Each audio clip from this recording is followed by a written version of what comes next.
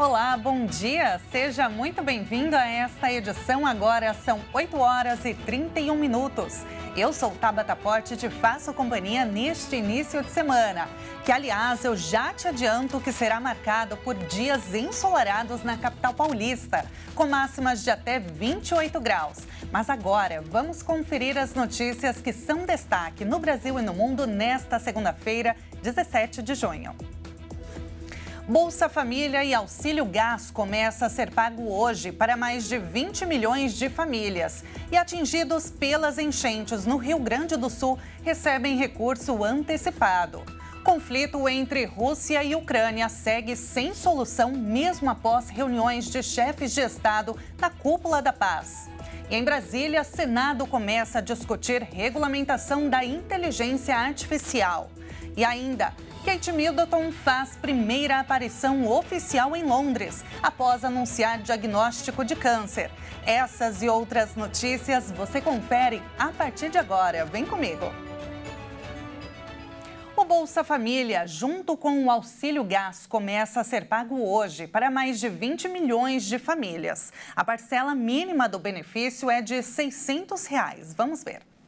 No Rio Grande do Sul, 658 mil moradores dos municípios gaúchos mais atingidos pelas enchentes podem movimentar o recurso já a partir de hoje, sem a necessidade de seguir o calendário escalonado do programa. Para os outros estados, o pagamento vai até o dia 28. Tem direito ao benefício. As famílias com renda por pessoa de no máximo R$ 218 por mês. A medida que antecipa todos os pagamentos para o primeiro dia do calendário no Rio Grande do Sul começou a valer em maio e pode ser prorrogada enquanto perdurar a situação de calamidade que o estado se encontra. O governo federal também suspendeu no estado gaúcho todas as ações de averiguação e revisão cadastral do Bolsa Família até dezembro deste ano. Já o Auxílio Gás é pago a mais de 5 milhões e meio de famílias. A cada 2 meses, com 100% do valor da média nacional do botijão de gás de cozinha de 13 quilos. Em junho, o valor será de R$ 102. E mais de 1.000 casas e diversos estabelecimentos foram destelhados por ventos fortes e queda de granizo que atingiram neste final de semana São Luís Gonzaga, uma cidade no Rio Grande do Sul. A Defesa Civil Estadual afirmou que o fenômeno é causado por intensa instabilidade relacionada a uma frente fria. Cerca de 1.200 casas, 4 escolas, 2 postos de saúde, diversos estabelecimentos comerciais, além do prédio da Secretaria Municipal da Saúde e o Museu Arqueológico, foram destelhados com a força do vento e pela queda de granizo na noite do último sábado, em São Luís Gonzaga, no Rio Grande do Sul. Segundo a Defesa Civil Estadual, o fenômeno foi classificado pela Sala de Situação como uma microexplosão, que é resultado de uma intensa instabilidade que se relaciona com uma frente fria estacionária. E pode ocorrer quando existem tempestades intensas com muitas descargas elétricas, granizo e muita água na sua base. Segundo o Orão, as rajadas de vento podem chegar a 150 km por hora. A Defesa Civil deslocou uma equipe até a cidade, localizada a cerca de 500 quilômetros da capital Porto Alegre, para apoiar a administração municipal. Além do órgão, atuam no município guarnições da Brigada Militar e o Corpo de Bombeiros Militar. Mas a previsão do tempo para a região não é favorável e deve ser impactada pela formação e deslocamento de 2 frentes frias, combinadas com a circulação de ventos em várias camadas da atmosfera, resultando em intensas instabilidades até quarta-feira. E o inverno começa nesta semana e deve trazer mudanças no tempo em todo o país. O fenômeno La Niña se instala e deve favorecer a entrada de mais frentes frias. A partir de sexta-feira, o inverno chega para trazer alívio para as temperaturas que têm se mantido acima da média. Antes disso, a massa de ar seco instalada sobre o Brasil deve se estender até os últimos dias do outono. O Brasil está enfrentando um fenômeno chamado de veranico, que tem períodos de mais de 4 dias quentes no inverno ou no outono. Agora, A previsão é que o calor deve amenizar na transição para o inverno.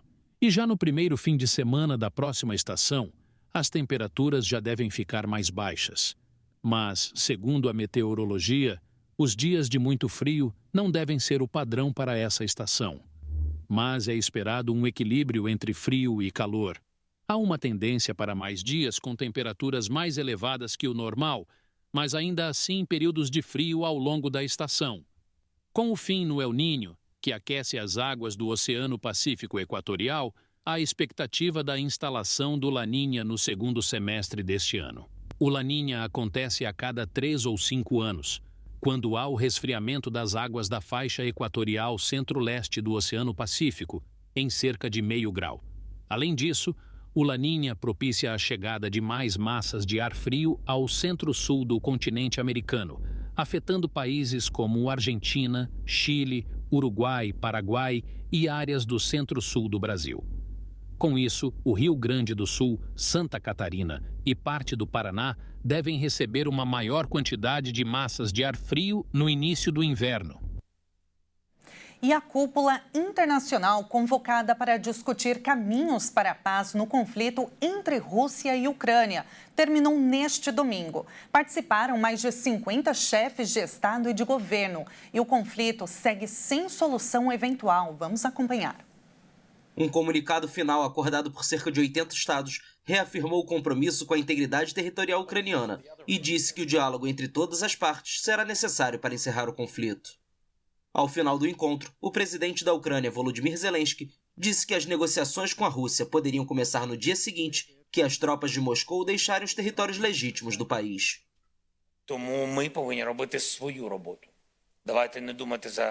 Temos de fazer o nosso trabalho, não vamos pensar pela Rússia, vamos fazer o nosso. Até agora, a Rússia e sua liderança não estão prontas para uma paz justa. Isso é um fato. Muito pelo contrário.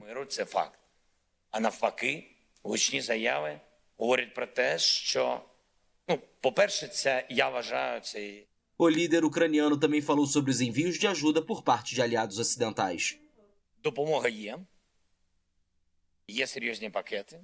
Há ajuda, há pacotes sérios. É o suficiente para vencer? Não. É tarde? Sim. Esses pacotes serão reforçados? Estamos trabalhando nisso, diariamente. Mesmo ausente em protesto por Moscou não ter sido convidada, a China, aliada política e econômica próxima da Rússia, foi lembrada.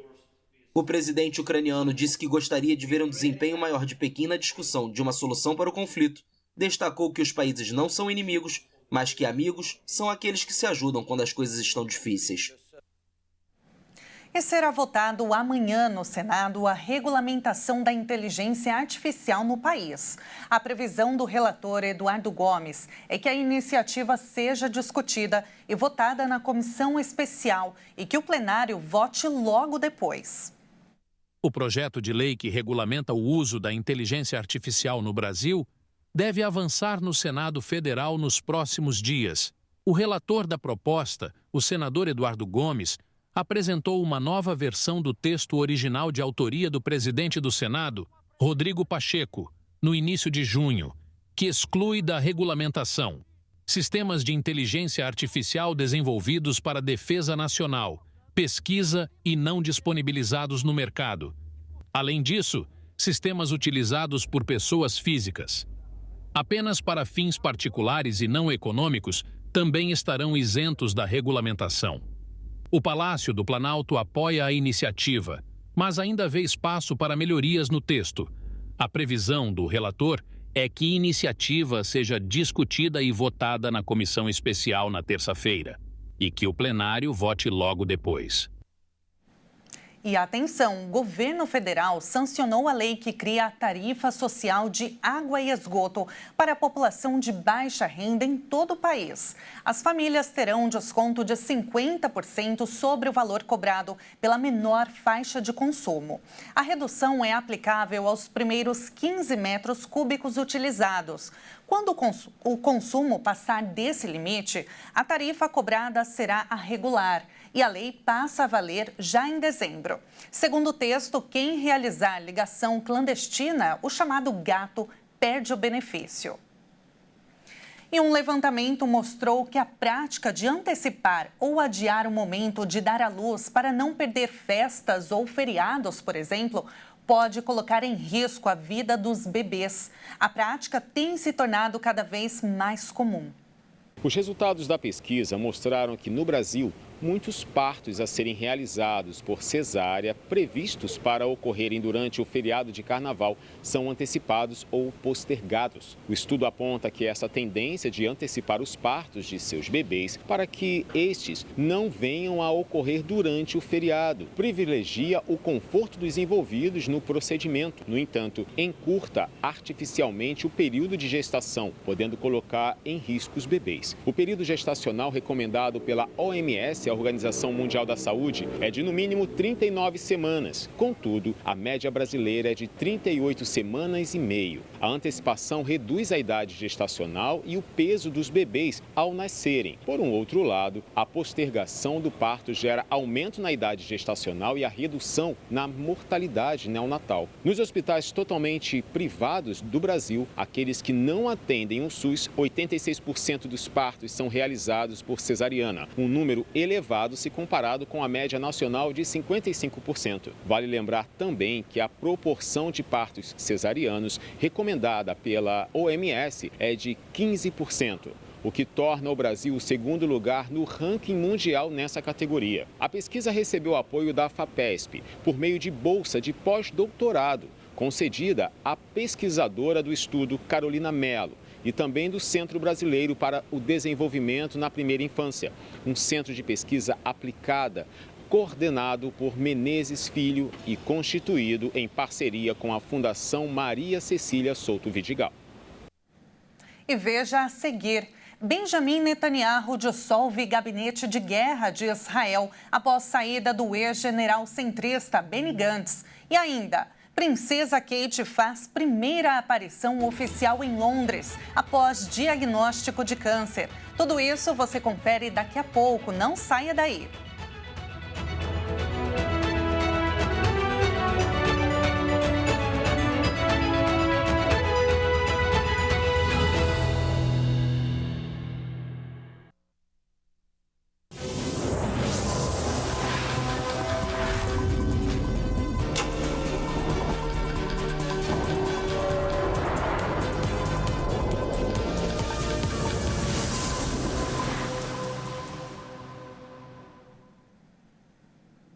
E nós estamos de volta com as principais notícias do Brasil e do mundo, agora 8 horas e 46 minutos.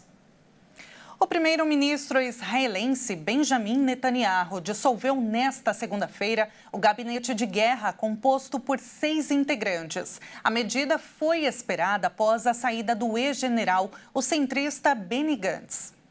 A saída de Benny Gantz do gabinete de guerra de Israel enfraquece a estabilidade política do governo de Benjamin Netanyahu, ao reduzir a moderação centrista no gabinete e dificultar a formulação de uma estratégia pós-guerra em Gaza.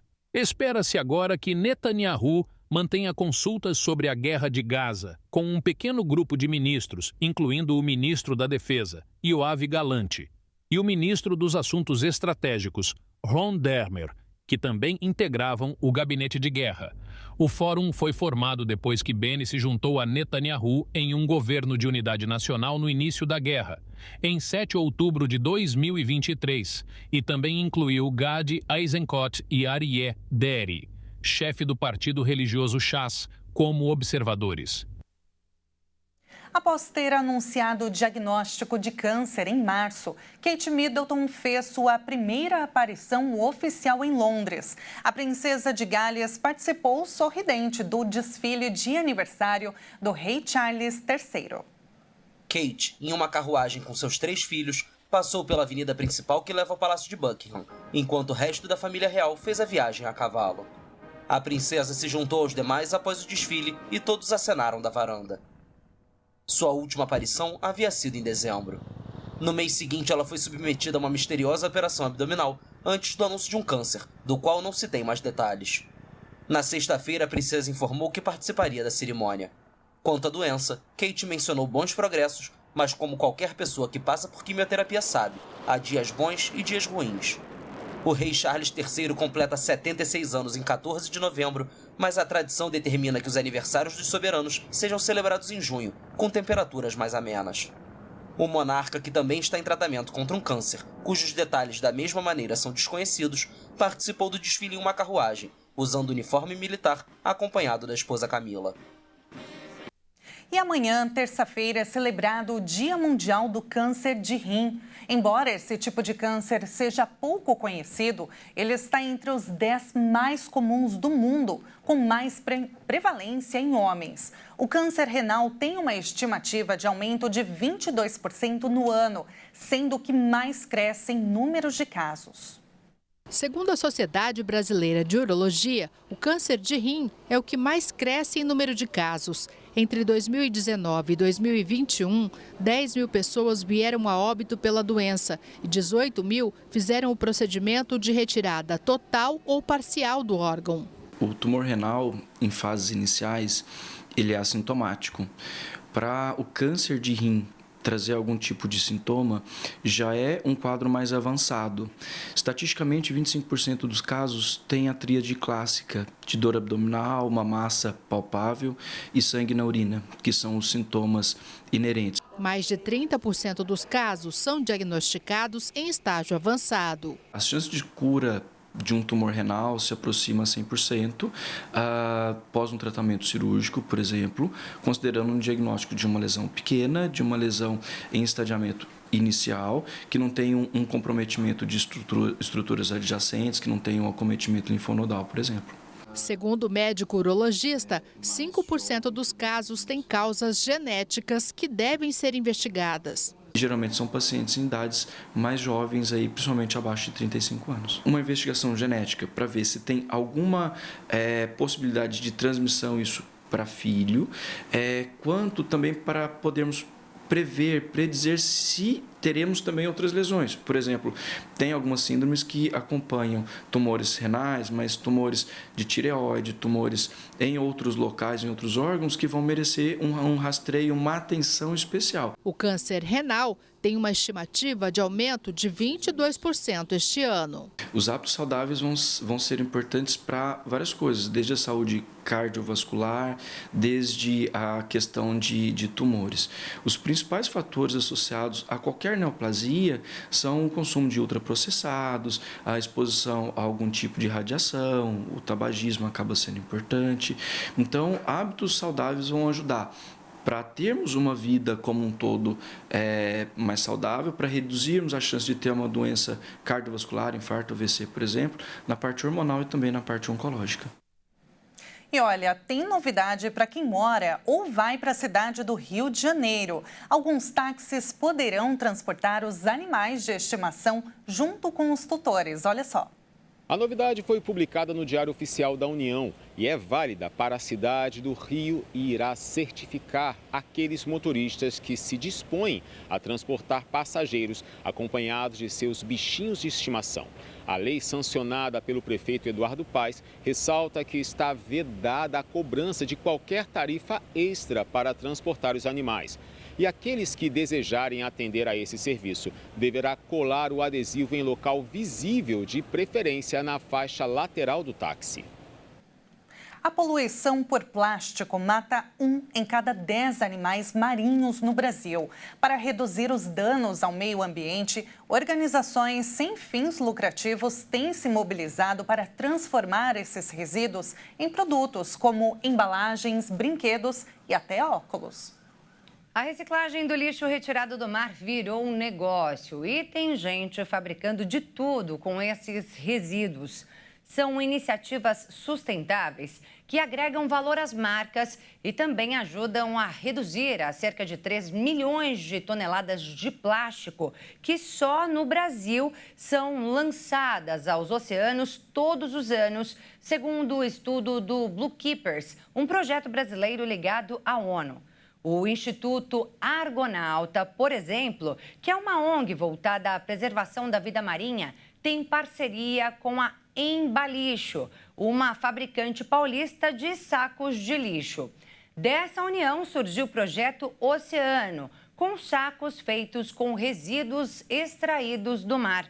A expectativa da empresa é chegar a 150 toneladas de plástico reciclado no aniversário de 1 ano da nova linha. E nos próximos 3 anos, a companhia pretende investir 50 milhões de reais nesse projeto. Outra marca que fez uma ação parecida foi a Chili Beans.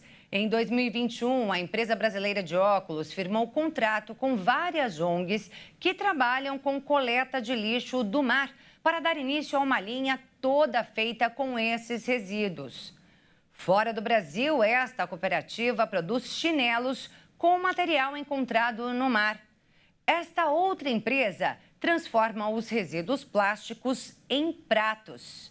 Neste outro caso, o lixo é transformado em brinquedo. E tem gente que faz até arte com o que encontra no mar. A reciclagem é um importante instrumento para a redução da poluição por plásticos no oceano, mas não é o suficiente. Estudos realizados pelo Fundo Mundial para a Natureza indicam que o Brasil recicla apenas 1% do lixo despejado no mar. Por isso, mais do que reciclar, é preciso que cada um faça a sua parte, reduzindo o uso de descartáveis e fazendo o descarte correto de produtos recicláveis. O IBGE divulgou os dados do censo 2022. A população cresceu 6,45% desde a edição anterior da pesquisa. E onde estarão esses cidadãos? Vamos ver agora quais são os municípios mais populosos do país. Em quinto lugar está a primeira capital do Brasil. Salvador tem 2.418.000 habitantes. Já Fortaleza ficou na quarta posição com 2.428.678 cearenses. A capital federal, Brasília, registra a terceira posição. São 2.817.000 pessoas que moram na cidade do Distrito Federal. Já o coração do Brasil, conhecida como a Cidade Maravilhosa, está na segunda colocação com 6.201.423 habitantes. No primeiro lugar, a cidade que também é a quinta mais populosa do mundo, o Centro Financeiro do Brasil, São Paulo, 11.451.251 habitantes. No total, o Brasil tem 203 milhões de habitantes. E vamos conhecer hoje um pouco mais sobre a segunda maior ilha da Tailândia. Então vem comigo que agora vamos visitar Koh Samui. Conhecida pelas praias encobertas em palmeiras e águas no tom azul claro, Koh Samui atrai a visita de turistas pelas paisagens exuberantes que proporciona. A ilha, que é a segunda maior de toda a Tailândia, fica no Golfo Tailandês e conta com uma densa floresta tropical, onde visitantes podem realizar trilhas e até explorar, mas com supervisão. Resorts luxuosos e spas elegantes são outros fatores que agregam nas visitações à ilha. E é claro que agora vamos lá conhecer melhor a Praia Bahia, de Cristal, em Koh Samui. Então vem comigo que vamos agora sair daqui do Brasil e viajar diretamente até a Tailândia. Mais precisamente a segunda maior ilha do arquipélago e uma das mais visitadas pelos turistas. Olha só, vamos fazer essa viagem então. Você confere agora imagens da região. A praia ainda está bem vazia, né? E isso pode ser pelo horário, já que por lá já passa das 18 horas nesse exato momento. Outro fato é que a chuva começou a cair por lá. Apenas uma garoinha, mas ainda é inegável a beleza dessa paisagem que proporciona, né? E é com essas imagens, então, que a gente encerra essa edição e você confere mais notícias à 13h. Eu espero por você, não saia daí, acompanhe a nossa programação na HIT. Obrigada pela sua companhia e até mais.